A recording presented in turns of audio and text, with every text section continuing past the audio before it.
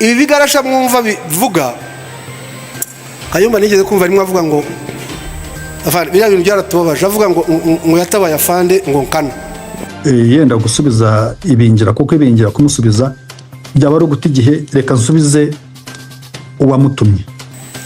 Kayumba turaziranye twese ku rugamba hano araba officers batandukanye udushyize hano katuvuga Kayumba no kugira utya ngo arebe n'ahaduye hari ubwo byamugoraga kumureba gusa byonyine ngo akanura amaso ubwo abumva icyo mvuga muracyumva ariko nigeze kumva avuga ngo yatabaye afande ngo nkana kweri Kayumba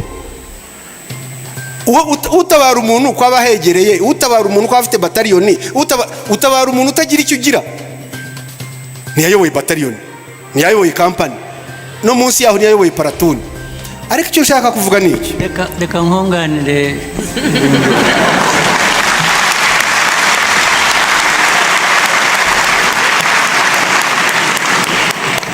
Kayumba ibintu byakomeye ni wambwiye ngo njye gusaba Uganda njye gusaba Museveni aduha ubuhungiro ngo dukoreshe cyangwari ahantu impunzi zahoze za Bunyoro ngo baruhuke babone kugaruka ku rugamba sinzi niba babyibukaga ibintu bikomeye bimeze nabi niba uvuze ngo mbasabire Uganda abantu bose basubire bajye kuruhuka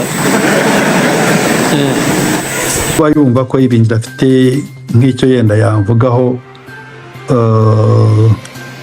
cyo kirashoboka kuko twamaranye imyaka myinshi ariko ndaza no kugerageza ku nanjye kumuha ubutumwa ntabwo ndi buvuge ngo ndaza kubwira sibwo bwa mbere numva abantu bavuga ibintu nka biriya ariko yenda igihe abantu bavuze ibintu kenshi ntihagire ubisubiza nabwo abantu bashobora kuvuga bati yenda bishobora kuba ari ukureka tubisobanure noneho rero yenda ndaza gufata umwanya muremure kuko ni ibintu birebire mbajije jewe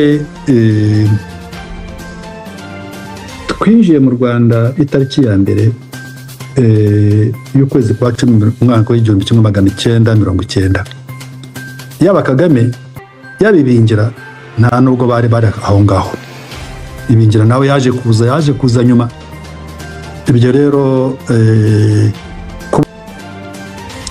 reka mpere kuvuga ko njyewe ntigeze nyobora Sagara mu gihe cy'intambara yose ya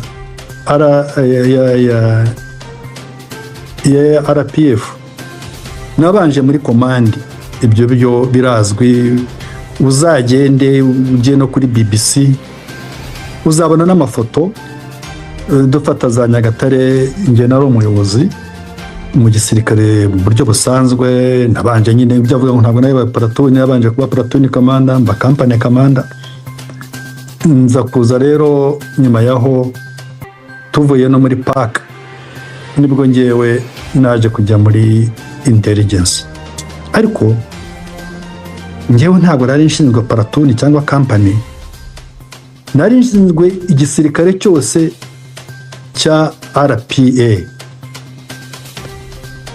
ninjye waragishinzwe ku buryo bwo intelligence ni nanjye wari ushinzwe intelligence ya RPF meaning I was combining strategic and operational intelligence ya organization yose ya RPF ubwo ni ukuvuga harimo na RPA ibyo birazwi ibingira rero yenda burya mu bumenyi buke ni igitangaza intambara buriya mu kintu kimwe gikomeye cyane mu ntambara ni ikintu cyitwa intelligence operation zose zikorwa zishingiye kuri intelligence so niyo paratoni niyo bataliyoni buriya intelligence nicyo kintu kidrivinga operations ntabwo rero wafata paratoni commander cyangwa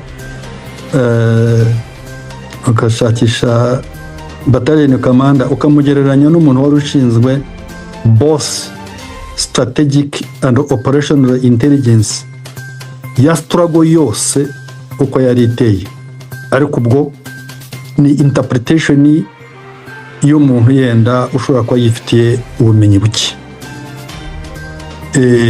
Noneho kugira ngo nihute, icyakurikiyeho nuko bavuze ngo byarababaje ko ngewe ngo navuze ko nafashije Perezida Kagame. Reka rero mbahe history y'iki kintu ukuntu cyagenze. Cyari igihe ndibwira ko ari muri 99 irimo kurangira, byari mu kwezi kwa 12. Icyo gihe rero tuza kuva ahantu hitwa Kamwezi, twari twasanze Leta Nduguteye, uwo twaranamusize aho ngaho. Noneho tugenda tujya ahantu hitwa Nkana. tuvuye Kamwezi tujya Nkana, tugera niko za Gahondo. Tuvuye Gahondo twajyaga ahantu hitwa Mukagana, ari turuve tujya Nkana. Muri iryo joro Sam Byaruhanga niwe wari operational commander w'iyi operation, aza gusiga officer, ntabwo nshaka kuvuga izina rye kuko ari mu Rwanda. Aramubwira ati wowe tegereza hano, battalion nibwo yari first battalion yari imbere, nirangira uwo musururu noneho nawe uze ufunge uwo musururu, agita gufunga umusururu mbese umuntu uri inyuma. Uwo officer aricara, twebwe twari hagati, nari kumwe na Kagame Kichware. Tugeze aho ngaho officer yarari aramubona ati urinde, ati we nani? Undi aramubwira, byari nijoro nko mu masaha 9 hari za nijoro. Undi nawe ati we nani? Muri buriya buhubutse bwe aba yazamutse, aragenda atangira kumukubita inshyi, atangira kumutera imigeri.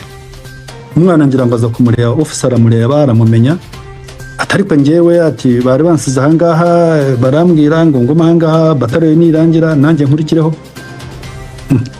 Amukubitiye aho ngaho, officer aragenda. Ngiye bigira ko Leta Sam yaje kubimenya ko officer abo bamukubise. Turagenda tugeze mu Kagana, noneho twasanga Sam ubwo force yamaze kuzishyira kuri fora, narimo gusobanura uko force ziri bwinjire mu Rwanda Nkana.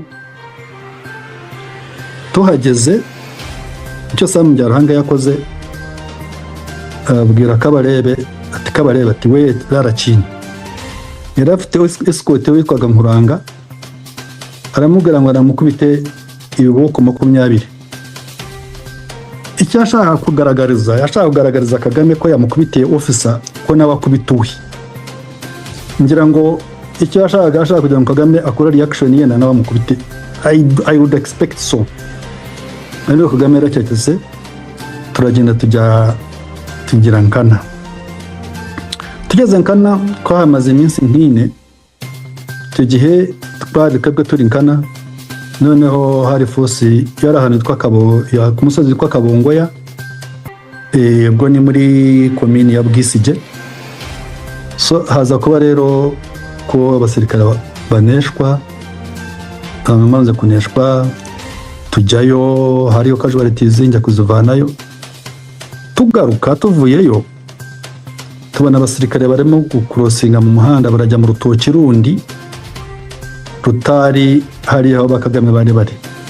Turagenda tugera Nkana. Tugezeyo nsanga noneho na force battalion yari yagiye Rukomo nayo yatsinzwe, yagarutse. Nabajije Sam Byaruhanga, hari abandi basirikare se bari imbere? Nababwiye ko icyo gihe nari nshinzwe intelligence. Arambwira atoya. Namwe rero Kagame we yasigaye mu Rwanda, kuko aho twari turi abasirikare be nabonye barimo kurosinga, barimo kujya ahantu mu rutoki. Ati uwo ngo aduye aramutwara. Icyo nakoze, nta nubwo twagiye turi abantu benshi, nagenda abantu nka 3, nagenda njya kumushaka, musanga mu rutoki aho nari nababonye. Naragenda mubwira nti abasirikare na 9th battalion yavuyeyo na 4th battalion yavuyeyo, n'aba Sam mbasanze mu Kagana. Of course nk'umuntu yagize ubwoba, ati ni mu ntekera icyayi, bagiye kugiteka nyine hari mu rutoki, umuriro baratse. ngira ngo abexfara batubonye batangira kurasa na machine gun. Icyo yakoze afata icumu ajya kurikubita Kabarebe, abwamukubise imigere biracika. Kabarebe yatinye. Ndacyaje ndimo kubabwira story kugira ngo rero tugere uko saving bayo. Aho ngaho muri urwo rutoki niwo ninjye wahamukuye, kubera yuko nta nubwo yarazi aho Force Battalion yari iri, nta nubwo yarazi na 9th Battalion aho zari ziri, ntabyo yarazi. Iyo nahamukura yajya kuhaguma, kuko mu gitondo Nahadu yaturutse arazamuka ajya ku musozi wa Kanyantanga, aho ngaho exactly muri urwo rutoki.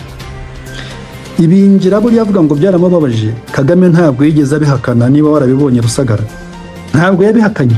Yahise ahubwo avuga ngo reka noneho nkunganira, azana ibindi, kubera yuko azi ko ibyo ngibyo byabaye. Twarahavuye rero tujya Kanyantanga, tuhasanga yitwaga 5th column.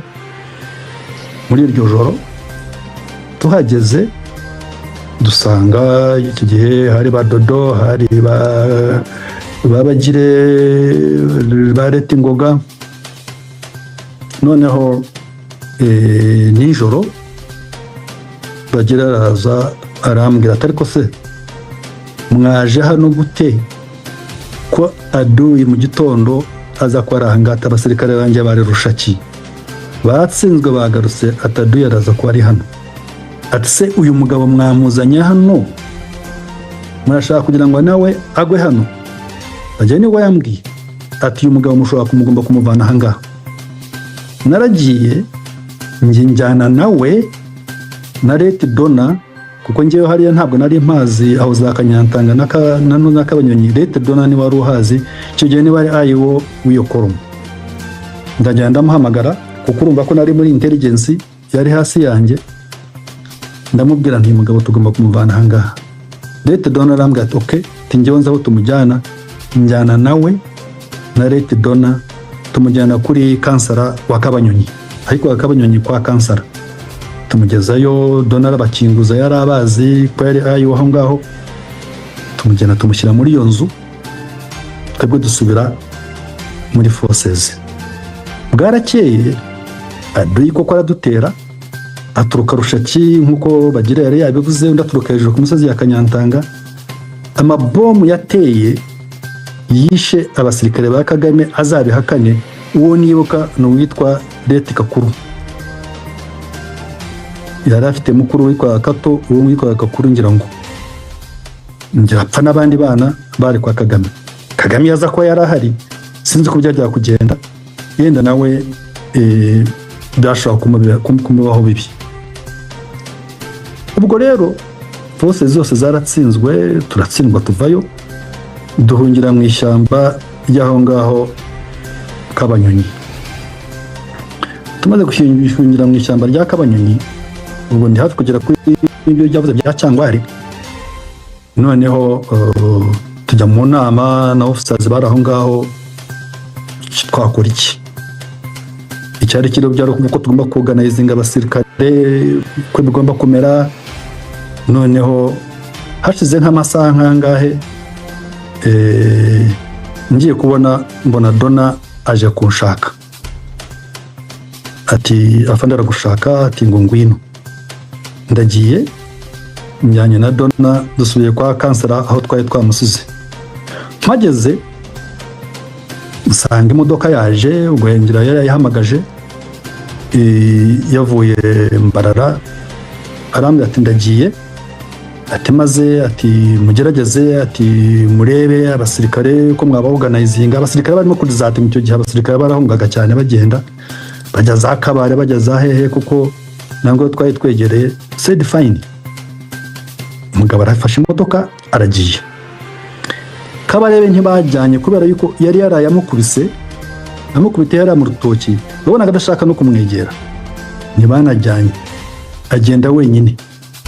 Ariko yajyanye n'abandi, ndumva yajyanye n'uwitwa Mitima n'abandi basirikare na babiri. Noneho hashize amasaha haza abasirikare ba Uganda, kuko turimo guhunga. Amabomu nyine yarumvikanaga na za Kabare na hehe, abantu bose babyumva. Haza uwitwa Ikondere na Cyakabare. baza baje kureba uko byatugendekeye. Bageze hariya kwa kansara bahura n'uwo muhungu witwa Dona. Noneho Dona aza kumpamagara, ndagenda njyayo mpura nabo, ariko bo bashakaga Kagame, ariko ngewe ko nari maze kuhava nari nzi ko yagiye. Ndababwira ntiyagiye, ashobora kuba yenda yagiye ko yari yambwiye ko ngo yagiye Mbarara. Abagabo baragiye, baburije turaryamye. Mu gitondo cyaho baragarutse baje kunshaka, bati se ko watubwiye ko umugabo yagiye Mbarara ko twahamagaye. Ubwo bagiye kuri Mani Park, ngira ngo icyo gihe wari brigade commander yitwaga Bernard Tumukunde, atari Tumukunde uriya, uwo nawe yarapfuye, Bernard Tumukunde. Noneho bati ko batamubonye. Bati rero ubwo tutamubonye wowe yavayo tugende ujye kumushaka yenda Mbarara aho waba uzi, cyangwa ujye muri bene wanyu ashobora kuba ari. Hari umugabo rero wari ADA wa Mbarara, twari twarakoranye, twari twararinganye Makerere. Nari nzi ko ashobora kuba ari hari. Ndagiye njyanye na Cyakabare, njyanye na Ikondere. Tugezeyo ngiye kwa ADA wa Mbarara, nsanga adahari. Nsanze adahari rero, ubwo nyine ibibazo byari byakomeye, bashaka ko agenda akajya kubona na perezida wa Uganda Rwakitura. Bageze nijoro ubwo twari twaganiriye n'aba officers uko dushobora gushakisha ahantu h'abantu bashobora gukorera yoga, ndaza kubigeraho. Noneho tugeze hariya muri icyo gitondo, tuza kugira Imana, Kayitare atera Rwempasha arayifata.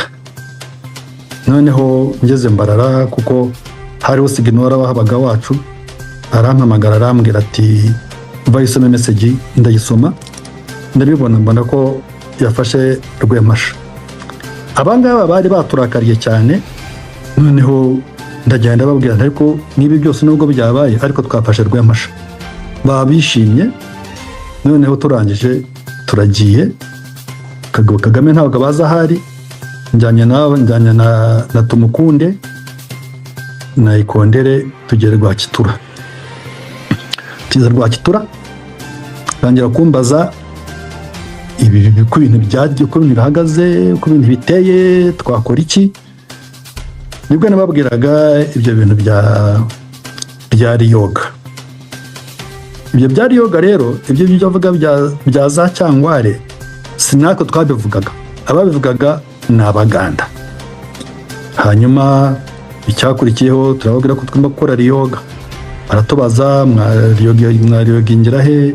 Turababwira bamwe abagomba kujya Kakamba, abagomba kujya Kamwezi, abagomba kujya Maziba, abagomba kujya Gahondo, abagomba kujya hehe. Twabiganiraga turi Rwakitura. Noneho nza no kubabwira ko hari abasirikare twari dufite batari batrayininze neza, bagomba gushakisha ko bagomba kujya muri training wing. Nanababwira ko twari dufite abana b'abasirikare bavaga mu Burundi n'abandi bavaga mu Rwanda, kubera ko twari tumaze guhunga mu Rwanda. Bari barabaye stack ahantu hitwa Biharamuro muri Tanzania, barabayishe muri Tanzania, bari bamazeyo n'igihe. Tutazi aho tugomba kubashyira, baba sivili baza kuza mu gisirikare. Nabyo ndabibabwira ko dufite n'abana b'abasirikare, ko bagabo babazanaga nyine nari muri intelligence, ninjye bajya kubikurikira. Ndababwira ko nanahuye nabo Mbarara, barambwira bati dufite abana bagera ku 200, ntidufite aho dushobora kubashyira.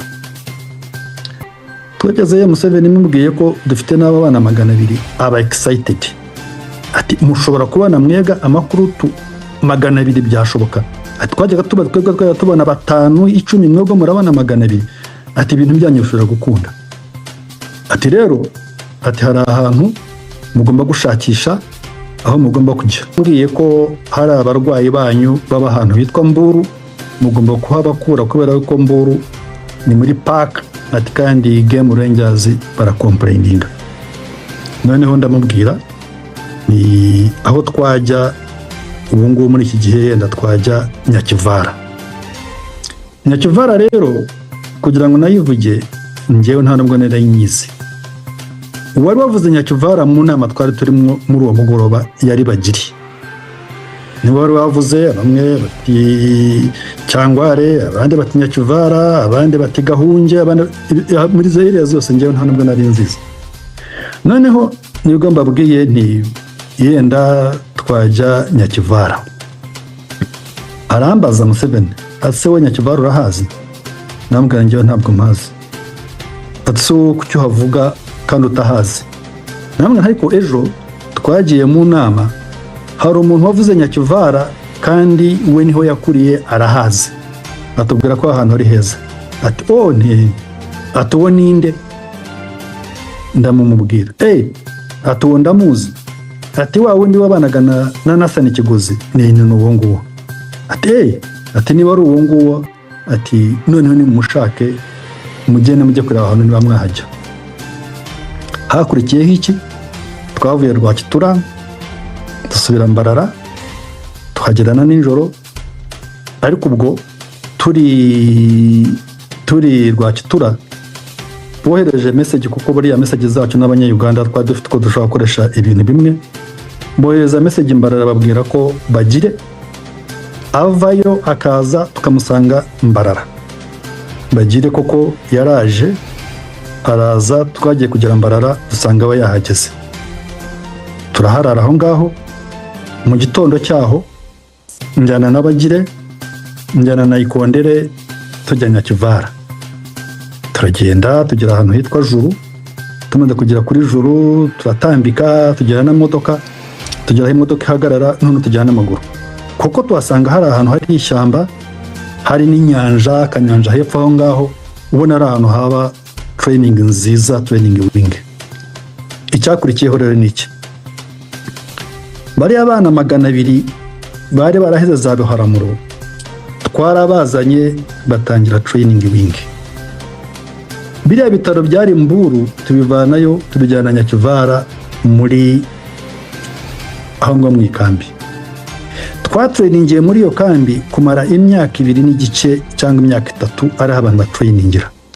None Kagame yagiye kubwira ibingira, mureka nkwibutse ngo Kayumba ngo yavuze Nyakivara, nako ngo yavuze Cyangwari. Nyakivara ni mu Rwanda aho twakoreye iyo myaka yose. Ubuse ni wowe wahashatse ibingira uwo ngo wavugaga ibyo ngibyo mu mwaka w'1900 ndibwira ko ari nko muri 91 cyangwa na 2 ntabwo nibuka. Igeze kuraswa arasirwa muri paka. Arasiwe muri paka baramufata bamujyana muri Tanzania mu bihataro, ndibwira ko ari ibitaro bya Kahama. Mbese bamushyiramo muri Tanzania abamo nk'umuntu urwaye, ariko Batanzania barimo gutegura kugira ngo bamujyane kumufungira Dar es Salaam. Twateguye operation yakozwe na intelligence, nta nubwo harimo operation, nta nubwo harimo platoon commander, harimo OC, yakozwe na intelligence. Abantu bo muri intelligence bonyine ibingira tumwiba mu bitaro bya Kahama, tumuzana Nyakivara abariha avurirwa. Iyo bitaza ku ibyo ngibyo ibingira baba baramujyanye i Dar es Salaam agafungwa, tukarangiza intambara agifungiye Dar es Salaam. None akajya kujya kuvuga akavuga ko Nyakivara Cyangwari, ibyo se abivuga ahereye kuki yivurizaga mu Rwanda, ko yavuriwe Nyakivara ko ariho yabaga. Ise kuva Kigali cyangwa kuva mu Rwanda aho twari turi kugera Nyakivara hari ibirometero bingahe?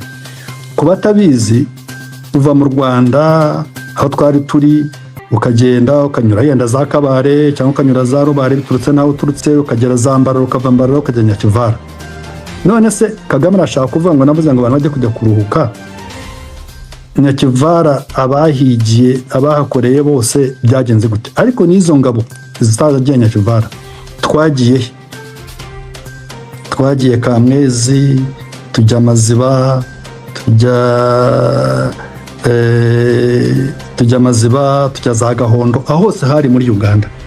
Kandi ibyo byashobotse kubera yuko twagiye kuvugana n'abo bantu, baratwemerera, turaza tujya muri Uganda, turongera turiyorganizinga, dutangira intambara bushya.